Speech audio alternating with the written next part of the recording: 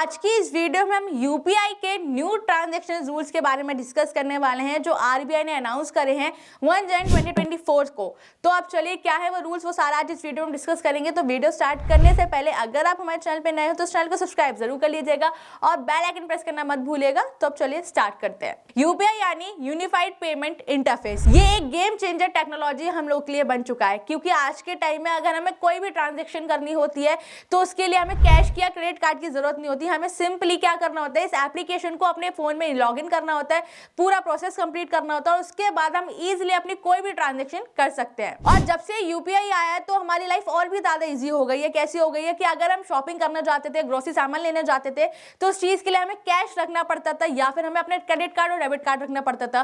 तो जो लोग अपने घर में ये सारी चीजें भूल जाते थे, अपने डेबिट कार्ड ले जाना, क्रेडिट कार्ड ले जाना, तो उन लोगों के लिए यूपीआई बहुत ज्यादा यूजफुल हो गया है, क्योंकि उसमें उन्हें कुछ नहीं करना पड़ता। सिंपल अपना फोन लेना होता है, उसमें ऑलरेडी उनकी आईडी लॉगिन होती है और इसके साथ उन्हें सिर्फ स्कैन करना होता है और अपने सारे ट्रांजैक्शन इजीली कर देते हैं। और जब से यूपीआई आया है तो तब से ब्लैक मनी की भी प्रॉब्लम बहुत ज्यादा खत्म हो रही है, क्योंकि अब जो भी मनी ट्रांसफर होता है वो सारा डिजिटल फॉर्म में होता है, तो इसमें ब्लैक मनी की भी प्रॉब्लम नहीं है और इसके साथ इसमें कैश खोने की भी कोई प्रॉब्लम नहीं है। और इसके साथ 2024 से सिम कार्ड को लेकर भी बहुत बड़ा चेंज होने वाला है। वो ये है कि टेलीकम्युनिकेशन डिपार्टमेंट ने 1 जनवरी से ये अनाउंस किया है कि पेपर बेस्ड केवाईसी बंद हो जाएंगी। इसका करने का रीजन ये बताया गया है कि इससे प्रोसेस स्ट्रीमलाइन हो जाएंगी और इस चीज से सिम स्वैप वाले फ्रॉड्स भी काफी ज्यादा कम हो जाएंगे। तो एक ये बहुत बड़ा स्टेप लिया गया है, क्योंकि आज के टाइम में फ्रॉड्स बहुत ज्यादा हो रहे हैं और हम सब ऑनलाइन ट्रांजैक्शंस तो बहुत ज्यादा करते हैं। इन सारी चीजों को देखते हुए आरबीआई ने ये सारे रूल्स निकाले हैं और इसके साथ ये भी कहा गया है कि फाइनेंशियल ईयर 2022 और 2023 में डिजिटल पेमेंट्स में होने वाले बहुत सारे फ्रॉड्स को नोटिस किया गया।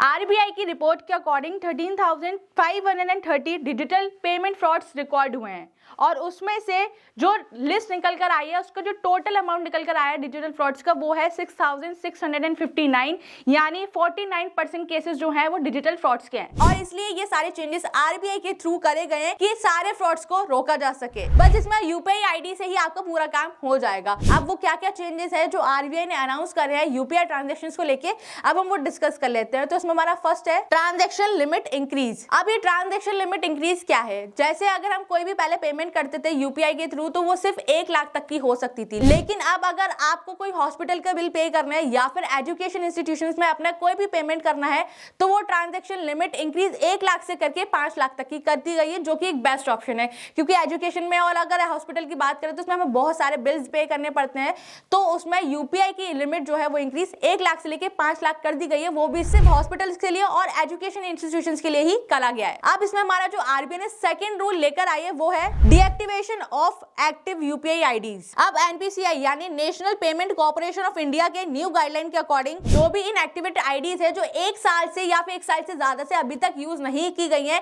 तो अब एनपीसीआई ने बोला है उन सारे ट्रांजैक्शन मोड्स को कि जल्दी से इन आईडीज को डीएक्टिवेट कर दो। तो अगर आप भी अपना यूपीआई बंद करवाना नहीं चाहते और आपने 1 साल से ज्यादा कोई भी ट्रांजैक्शन अपने यूपीआई में नहीं करी है, तो आप एटलीस्ट एक ट्रांजैक्शन अपने यूपीआई आईडी से कर लीजिए। अदरवाइज एनपीसीआई के रूल के अकॉर्डिंग आपकी यूपीआई आईडी डीएक्टिवेट कर दी जाएगी। अब ये सब कुछ एनपीसीआई ने कहा है। जो भी मोबाइल पेमेंट एप्लीकेशंस हैं, जैसे गूगल पे हम सब यूज करते हैं, पेटीएम हम यूज करते हैं, फोन पे हम यूज करते हैं, तो इन सारी जगहों पे जो भी इनएक्टिव आईडीज हैं उन सबको बंद करने का ऑर्डर दिया गया है। अब इसमें जो आरबीआई थर्ड रूल लेकर आई है वो है UPI like wallet UPI lite wallet transaction limit increase. तो अगर आप यूपीआई लिट वॉलेट यूज करते हो तो उसमें जो ट्रांजैक्शन आप 200 रुपए तक कर सकते थे, अब वो लिमिट को इंक्रीज करके 500 रुपए तक कर दी गई है। और इसके साथ ये भी कहा गया कि अगर आपके फोन में इंटरनेट कनेक्शन भी नहीं है तब भी आप 500 रुपए तक की ट्रांजैक्शन ऑफलाइन कर सकते हैं। और इसके साथ ये भी गया है कि आप इसमें जो लिमिट इंक्रीज है वो 2000 तक की है, यानी ऑफलाइन अगर आपको कोई भी ट्रांजेक्शन करनी है यूपीआई लिट से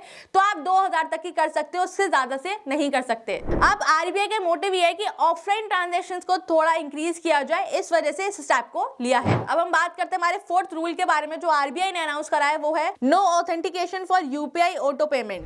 अब इसमें आरबीआई ने अनाउंस किया है कि आपको जो भी क्रेडिट कार्ड से पेमेंट अपनी करनी होती थी वो आप 1 लाख तक की कर सकते हो। जो भी आपको म्यूचुअल फंड्स का पेमेंट करना है या फिर कोई भी रीपेमेंट करना है, कोई भी इंश्योरेंस या प्रीमियम पे करना है, तो उसमें बहुत ज्यादा झंझट होता था।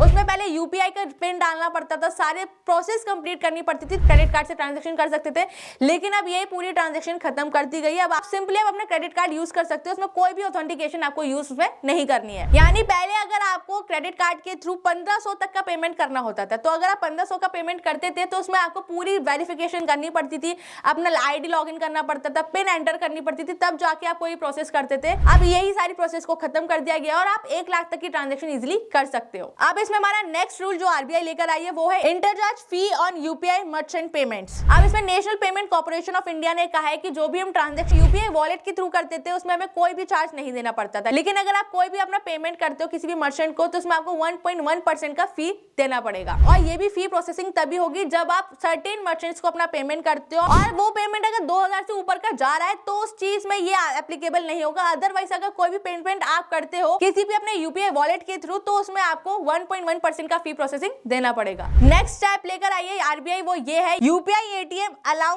Cash withdrawal. अब ये एक बहुत अच्छा स्टेप है आरबीआई के थ्रू। अब आरबीआई हर एक एटीएम पे यूपीआई स्कैनर लेकर आने वाली है, जो कि उन लोगों के लिए बेस्ट है जो अपना क्रेडिट कार्ड घर पे भूल जाते थे।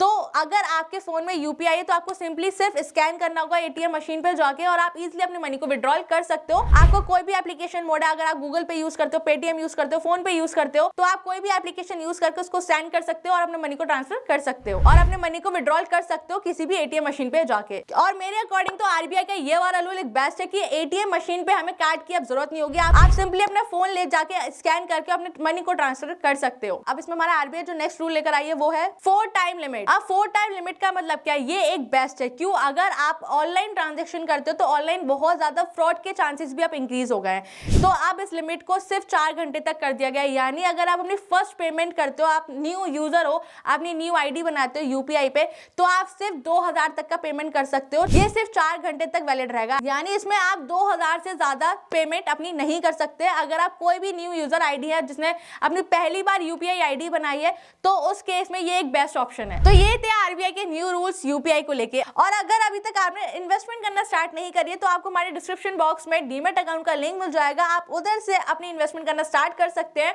और आई होप आपको वीडियो अच्छी लगी हो। वीडियो से कुछ कंफ्यूजन है तो आप हमें कमेंट भी कर सकते हैं। अब जाने से पहले मुझे कमेंट बॉक्स में जरूर बताइएगा कि आरबीआई के ये रूल्स आपको कैसे लगे और इस वीडियो को अपने सभी फैमिली फ्रेंड के साथ शेयर जरूर कर दीजिएगा और हमारे चैनल को सब्सक्राइब करना, फॉलो करना, बेल आइकन प्रेस करना मत भूलिएगा। Thank you so much.